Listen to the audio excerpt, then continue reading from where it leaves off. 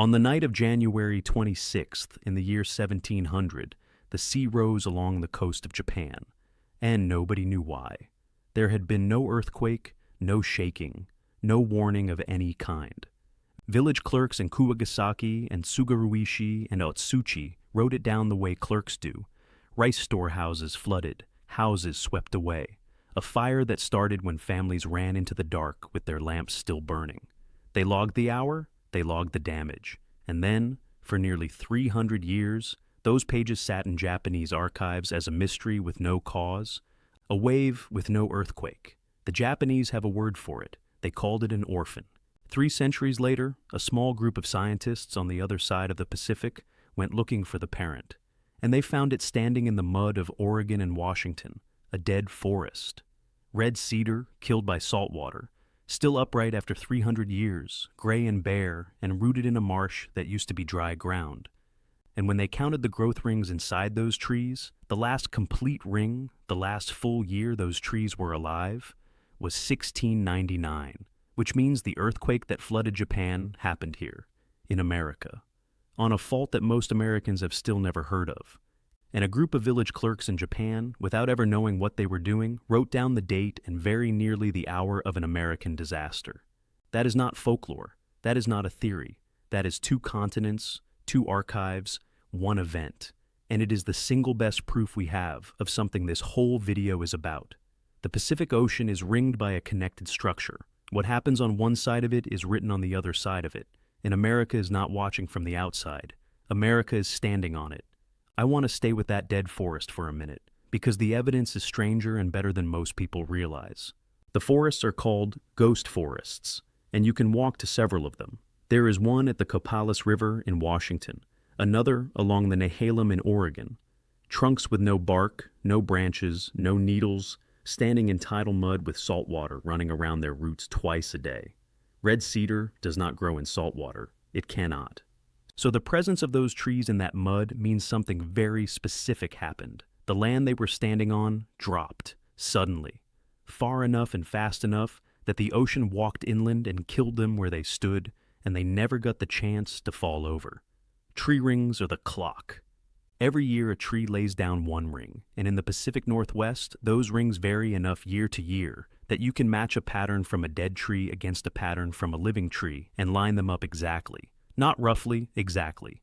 The dead trees stop at 1699, they put on a full year of growth in 1699, and then they never grew again. So, the event happened after the growing season of 1699 and before the growing season of 1700, winter, and the Japanese records say the wave arrived on the 26th of January, 1700 at around midnight. Run the travel time backward across the Pacific, roughly 10 hours for a tsunami crossing that distance, and you land on the evening of January 26th, around 9 o'clock at night, off the coast of what is now Oregon and Washington. Then there is the mud itself.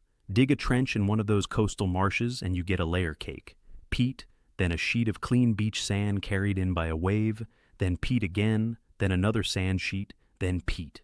Each sand sheet is 1 tsunami, and offshore, in the deep water, there is a matching record. Underwater landslides triggered by shaking dump sediment down the continental slope in a distinctive pattern, and those deposits have been cored and counted, roughly 40 of them over the last 10,000 years. There is one more piece of evidence, and it is the one that gives me chills because it did not come out of a trench or a laboratory. It came from people. The tribes of that coastline, the Maka, the Quileute, the Huayat on Vancouver Island, carried oral histories of a night when the ground shook and the ocean came in and a village was lost with almost everyone in it. Those accounts were collected by ethnographers long before any geologist had a name for the fault, and they describe the same event the trees describe, 4 independent lines of evidence: Japanese ledgers, dead trees, layered mud, and human memory passed down by voice for 300 years. They all point at the same night, 40. That is the number I want you to hold on to because it changes what the 1700 earthquake actually is. It is not a freak. It is not a once in the history of the planet accident. It is the most recent one. And here is where it gets bigger than one coastline, because that fault is not alone. It is one link in a chain that goes all the way around the Pacific Ocean. And the chain has a name you have absolutely heard, and a shape that is not what you think it is, the Ring of Fire. Almost everyone has heard the phrase. Very few people could draw it. So let me draw it for you, and then let me take the first thing off the table, because the name is wrong in a way that actually matters. It is not a ring, it is a horseshoe. It runs about 25,000 miles, and it traces the rim of the Pacific like a fingernail. Start in the south, in New Zealand. Go north through Tonga, through Indonesia, the Philippines, Taiwan, Japan, up through the Kuril Islands and Kamchatka in the Russian Far East. Then it turns and crosses the top of the Pacific through Alaska and the Aleutian Islands, which is America. It comes down the west coast of North America through British Columbia, Washington, Oregon, and Northern California, which is America again. Down through Mexico, through Central America, and then all the way down the western edge of South America through Peru and Chile to the tip of the continent. And then it stops. It does not close. There is a gap in the Southern Ocean where the geology changes and the chain simply ends. So the shape is open, which is exactly the kind of detail that gets left out when a name sounds good. Along that horseshoe sit roughly 452 volcanoes, about 3/4 of all the active and dormant volcanoes on Earth. And about 90% of the world's earthquakes happen along that same line. 90%. On one line, on a planet with an entire surface available to shake. Now why? Why does one line get almost all of it? Here is the mechanism, and it is simpler than most people expect. The outer shell of the Earth is broken into plates that move a few centimeters a year, about as fast as your fingernails grow. Around most of the Pacific, a heavy plate of ocean floor is running into a lighter plate of continent. Heavy loses. The ocean floor bends down and dives underneath, back into the interior of the planet. That process is called subduction, and everything about the Ring of Fire comes from it. Two things happen when a slab of seafloor dives down. The first is the volcanoes. That seafloor is soaked in water, and as it descends and heats up, it sweats that water out into the hot rock above it. Adding water to hot rock lowers the temperature at which it melts, the way salt melts ice on a road. So rock that was solid becomes partly liquid, and that melt is buoyant, and it rises. And about 60 to 70 miles inland from where the plate went down, it comes out the top, which is why volcanoes on the Ring of Fire sit in neat lines parallel to the coast. Mount St. Helens, Mount Rainier, Mount Hood, Mount Shasta, Lassen Peak. That row of white peaks down the spine of the Pacific Northwest is not a coincidence of scenery, it is a receipt. The second thing is the earthquakes, and this is the part that produces the monsters. The diving plate does not slide smoothly. It sticks. The two plates lock together across a contact surface that can be 600 miles long and 80 miles wide. And while they are locked, the pushing does not stop. Strain builds. The upper plate gets squeezed and bulges upward. And then one day the lock fails, all at once, across the entire surface. And the upper plate snaps forward and drops. That is why subduction zones produce the largest earthquakes possible on this planet. A crack in the ground can only be so long. A locked plate boundary can be 1,000 miles long. And because the seafloor above it lurches vertically, it moves the entire column of ocean sitting on top of it. That is a tsunami, not a big surf wave, the whole ocean, displaced. And now, watch what happens when you lay the worst earthquakes ever recorded over that horseshoe. Because they do not scatter, they line up. The largest earthquake ever measured by instruments was magnitude 9.5 in Chile in 1960. Ring of Fire. The second largest was magnitude 9.2 in Alaska in 1964. And if you have watched this channel before, you know that one shook for 4.5 minutes and dropped whole towns below the tide line. Ring of Fire. The 2011 earthquake off Tohoku in Japan, magnitude 9.1, the one that produced the footage the whole world watched live, of a black wall of water carrying boats and cars and houses across farmland. Ring of Fire. The 2004 Indian Ocean earthquake off Sumatra, magnitude 9.1, which killed more than 220,000 people across 14 countries. That one is on the western hook of the same system. 4 of the largest earthquakes in recorded human history, all subduction, all on the same structure, and 2 of the 4 happened on American soil. Now, let me clear up 3 things people get wrong about the ring, because 2 of them are on almost every map you will find online, and one of them may be the single most common misunderstanding in American geology. First, Yellowstone is not on the Ring of Fire. It is not close. Yellowstone sits in the middle of the North American plate, about 1,000 miles inland, and it is fed by a plume of hot material rising from deep in the mantle. Completely different machine. When somebody tells you Yellowstone is part of the Ring of Fire, they are guessing. Second, Hawaii is not on the Ring of Fire either. Hawaii is in the middle of the Pacific Plate, not at its edge, and it is another hot spot. The plate slides over a fixed source of heat and gets punched through over and over, which is why the islands form a line with the youngest at one end. Kilauea is not a Ring of Fire volcano. It is a passenger sitting on the plate that the ring is consuming.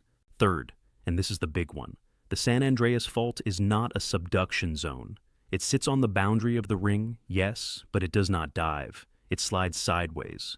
The Pacific Plate is grinding north past North America, and that lateral motion is why California gets frequent damaging earthquakes, but does not get magnitude 9, and does not get a chain of active volcanoes down the middle of the state. We did a whole video on this. The movie version, where California cracks off and falls into the sea, is not a thing that the physics permits. So the ring is not one uniform threat. It is a chain of segments, each with its own personality. And that brings me to the part I actually wanted to get to. Because when scientists look at the whole horseshoe, they do not spend the most time on the loud pieces. They spend it on the quiet ones. Quiet is not safety.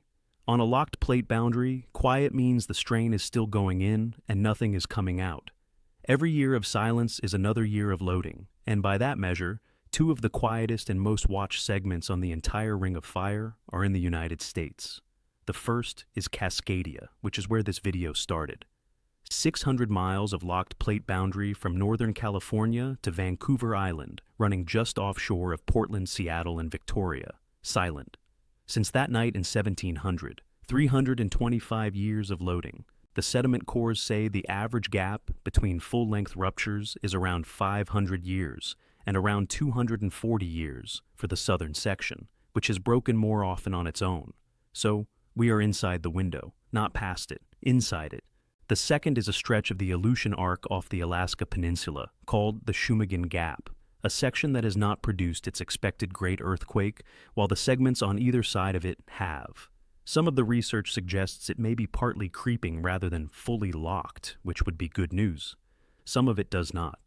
That argument is live and honest and unresolved, and I would rather tell you that than pretend otherwise. It is worth saying plainly why a quiet segment is treated so seriously. When a plate boundary is locked and loading, the strain does not vanish.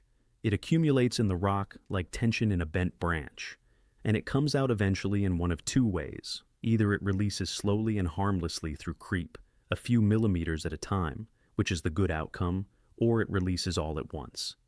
Geodetic instruments, which are essentially very precise satellite positioning stations bolted to the ground, can measure which one is happening. Along the Cascadia coast, those instruments show the land being squeezed and pushed upward right now today, at a few millimeters a year. That is not speculation. That is a measurement you could go read this afternoon. The coastline of Oregon is currently being compressed like a spring, and the spring is not creeping. And now the part of every one of these videos where I disappoint the doom headlines, because this channel does not do fake countdowns. Here are the actual numbers. For Cascadia, the commonly cited estimate is roughly a 37% chance of a magnitude 8 or greater earthquake on the southern part of the zone in the next 50 years, and something closer to 10 to 17% for a full-length magnitude 9 over that same 50 years. That is the real range. It is high enough that Oregon and Washington have rewritten building codes and mapped evacuation routes over it. It is not a prediction that it happens this year or this decade. And anyone who tells you they know the year is selling something. Nobody on Earth can predict the date of an earthquake. Not the United States Geological Survey, not Japan, which spends more on this than anyone, not anybody. For California and the San Andreas system, the long-standing estimate is around a 75% chance of a magnitude 7 or larger somewhere in Southern California within 30 years. Serious, survivable. Not the end of the state. And for the ring as a whole, the honest framing is this. Somewhere on that horseshoe, A magnitude 8 happens roughly once a year on average. A magnitude 9 happens a few times per century. Those are not rare events globally. They are only rare locally, and that is the whole trick your brain plays on you. A 500-year cycle feels like never, because 500 years is longer than the United States has existed. The ground does not experience it that way. To the ground, 325 years is recent. So, 3 futures. Future 1, and this is the most likely one for any given year of your life. Nothing happens. The ring does what it does. A few large earthquakes go off in places with strong building codes, most of them under the ocean where nobody lives, and the American segments stay quiet for another decade or another century. This is the boring future, and it is the favorite. Future 2, the realistic middle. Cascadia breaks on its southern section, rather than its full length. Magnitude 8 point something. Strong shaking for 2 or 3 minutes across us, Oregon and Northern California. A tsunami on the outer coast with 15 to 25 minutes of warning. Serious damage to bridges and ports and older buildings. A recovery measured in years rather than decades. Costly, deadly, survivable, especially for anyone on the coast who knows the single rule that matters. If the ground shakes hard for longer than a minute near the ocean, do not wait for a siren. Do not wait for a phone alert. Walk uphill. Future 3, the worst case, and I want to be precise about how rare it is. The full 600-mile rupture, magnitude 9. 4 to 6 minutes of shaking from Northern California to Vancouver Island, the coastline drops several feet in an instant, and the first wave arrives on the outer coast in as little as 15 minutes. Every bridge and highway west of Interstate 5 becomes a question mark. This is the scenario emergency planners in 3 states build against. It is also the scenario with the lowest probability in any given year, and treating it as imminent is exactly the mistake I am asking you not to make. Here is my honest opinion, after everything the research shows. The Ring of Fire is not a warning label. It is a description of how the planet actually works, and it has been working this way for a very long time, and will keep working this way long after everyone watching is gone. The danger is not that the ring is angry. The danger is that it is patient, and we are not built to feel a 500-year rhythm. Every generation on that coastline gets to decide whether to build for the earthquake nobody in living memory has felt. What convinces me is not fear. It is that dead forest.